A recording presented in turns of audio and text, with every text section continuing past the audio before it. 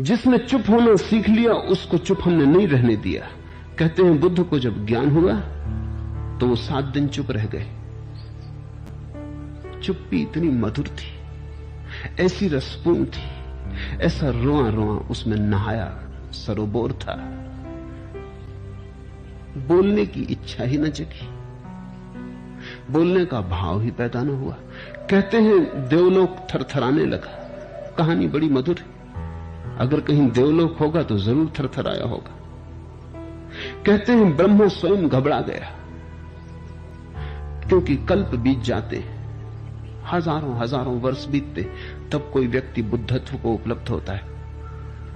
ऐसे शिखर पर कोई हजारों वर्षों में पहुंचता है, और अगर उस शिखर से आवाज न दे, उस शिखर से अगर बुलावा न दे, तो जो नीचे अंधेरी घाटियों में भटकते लोग हैं उन्हें तो शिखर की खबर भी न मिलेगी। वो तो आंख उठा के देख भी ना सकेंगे, उनकी गर्दनें तो बड़ी बोझिल। वस्तुतः वो चलते नहीं, सरकते, रेंगते। आवाज बुद्ध को देनी ही पड़ेगी, बुद्ध को राजी करना ही पड़ेगा। जो भी मौन का मालिक हो गया उसे बोलने के लिए मजबूर करना ही पड़ेगा। कहते हैं ब्रह्मा सभी देवताओं के साथ बुद्ध के सामने मौजूद हुआ, वो उनके चरणों में झुके। हमने देवत्व से ऊपर रखा है बुद्धत्व को, सारे संसार में ऐसा नहीं हुआ। हमने बुद्धत्व को देवत्व से ऊपर रखा है। कारण देवता भी तरसते हैं बुद्ध होने को। देवता सुखी होंगे, स्वर्ग में होंगे, अभी मुक्त नहीं, अभी मोक्ष से बड़े दूर। अभी उनकी लालसा समाप्त नहीं हुई, अभी तृष्णा नहीं मिटी, अभी प्यास बुझी नहीं। उन्होंने और अच्छा संसार पा लिया है, और सुंदर स्त्रियां पाली हैं, और सुंदर पुरुष पा लिए। कहते हैं स्वर्ग में कंकड़ पत्थर नहीं, हीरे जवाहरात हैं। कहते हैं स्वर्ग के जो पहाड़ हैं वो शुद्ध स्फटिक मणि से बने।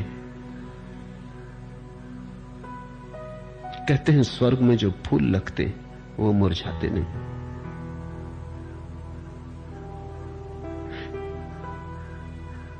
परम सुख है, लेकिन स्वर्ग से भी गिरना होता है, क्योंकि सुख से भी दुख में लौटना ही पड़ेगा। सुख और दुख एक ही सिक्के के पहलू। कोई नरक में पड़ा है, कोई स्वर्ग में पड़ा है। जो नरक में पड़ा है वो नरक से बचना चाहता है, जो स्वर्ग में पड़ा है वो स्वर्ग को पकड़े रखना चाहता है। दोनों चिंतातुर हैं, दोनों पीड़ित और परेशान हैं। जो स्वर्ग में पड़ा है वो भी किसी लोभ के कारण वहां पहुंचा है, जो नरक में पड़ा है वो भी किसी लोभ के कारण वहां पहुंचा है। एक ने अपने लोभ के कारण पाप किए होंगे, एक ने अपने लोभ के कारण पुण्य किए। लोभ में फर्क नहीं। बुद्धत्व के चरणों में ब्रह्मा झुका और उसने कहा कि आप बोलें। आप न बोलेंगे तो महादुर्घटना हो जाएगी, और एक बार ये सिलसिला हो गया तो आप परंपरा बिगाड़ देंगे। बुद्ध सदा बोलते रहे, उन्हें बोलना ही चाहिए। जो न बोलने की क्षमता को पा गए हैं उनके बोलने में कुछ अंधों को मिल सकता है, अंधेरे में भटकनों को मिल सकता है। आप चुप न हो, आप बोले। किसी तरह बमुश्किल राजी किया। कहानी का अर्थ इतना ही है कि जब तुम मौन हो जाते हो तो अस्तित्व भी प्रार्थना करता है कि बोलो। वृक्ष और पत्थर पहाड़ भी प्रार्थना करते हैं कि बोलो। करुणा को जगाते हैं तुम्हारी कि बोलो। तुम जहां पहुंच गए हो वहां और भी बहुत पहुंचना चाहते। उन्हें रास्ते का कोई भी पता नहीं, उन्हें मार्ग का कोई भी पता नहीं। अंधेरे में टटोलते हैं, उन पर करुणा करो, बोलो। तुम भी कल उनके साथ थे, इतने जल्दी भूल मत जाओ, विस्मरण मत करो, पीछे लौट कर देखो। साधारण आदमी वासना से बोलता है, बुद्ध पुरुष करुणा से बोलते हैं। साधारणानंदी इसलिए बोलता है कि बोलने से शायद कुछ मिल जाए, बुद्ध पुरुष इसलिए बोलते हैं कि शायद बोलने से कुछ बट जाए। बुद्ध पुरुष इसलिए बोलते हैं कि तुम भी साझीदार हो जाओ उनके परम अनुभव में, पर पहले शर्त पूरी करनी पड़ती है मौन हो जाने की, शून्य हो जाने की। जब ध्यान बोलता है, जब ध्यान की वीणा पर संगीत उठता है, जब मौन मुखर होता है, तब शास्त्र निर्मित होते।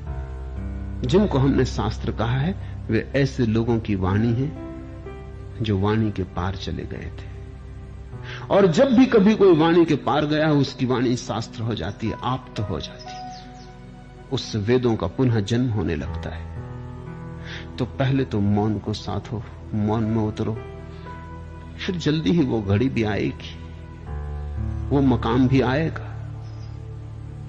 जहां तुम्हारे शून्य से वाणी उठेगी। तब उसमें प्रामाणिकता होगी, सत्य होगा, क्योंकि तब तुम दूसरे के भय के कारण न बोलोगे, तुम दूसरों से कुछ मांगने के लिए न बोलोगे, तब तुम देने के लिए बोलते हो। भय कैसा? कोई ले तो ठीक, कोई न ले तो ठीक, ले ले तो उसका सौभाग्य, न ले तो उसका दुर्भाग्य। तुम्हारा क्या है? तुमने बांट दिया, जो तुमने पाया तुम बांटते गए, तुम पर यह लांछन न रहेगा कि तुम कृपण थे, जब पाया तो छिपा के बैठ गए। पर ऐसा कभी हुआ ही नहीं, ऐसा कभी होता ही नहीं, क्योंकि यह पाना कुछ ऐसा है कि इसमें बांटने की अभिप्सा साथ में ही आती, इसके भीतर ही छिपी आती। जैसे फूल जब खिलता है तो उस खिलने में ही गंध का बटना भी छिपा होता है। कोई फूल ये चाहे कि खिल तो जाऊं और बटू ना, तो असंभव होगा। इसलिए ब्रह्मा आए या नहीं इससे कोई फर्क नहीं पड़ता। ये कहानी है, बुद्ध को बोलना ही पड़ेगा। जब फूल खिलता है सुगंध को बिखरना ही पड़ेगा। जब दिया जलता है तो किरणें बरसेंगी ही चारों तरफ। कोई ब्रह्मा की जरूरत नहीं कि दिए से प्रार्थना करे। कहानी तो प्रतीक है, मधुर प्रतीक है। पहले मौन, फिर वाणी में सत्य का अवतरण। शुभ है, प्रारंभ है, घबरा मत जाना, डरना मत। पाखंड टूटने की घड़ी करीब आ रही। इब्तिदा से आज तक नातिक की है ए सरगुजस्त। पहले चुप था, फिर दीवाना हुआ, अब बेहोश है। ये तीन घड़ियां आती। पहले चुप था, फिर दीवाना हुआ, क्योंकि जैसे ही तुम चुप हुए दुनिया तुम्हें दीवाना कहेगी। इधर तुम चुप हुए तो उधर खबर फैलनी शुरू हुई कि तुम दीवाने हुए, कि तुम पागल हुए। ऐसे दुनिया अपनी रक्षा करती है। ऐसे दुनिया तुम्हें पागल न कहे तो फिर और लोग भी इस रास्ते पर जाने को आतुर हो जाएं। असल में दुनिया अपनी रक्षा करती है, क्योंकि तुम्हें देख के औरों के मन में भी उठती है आवाज।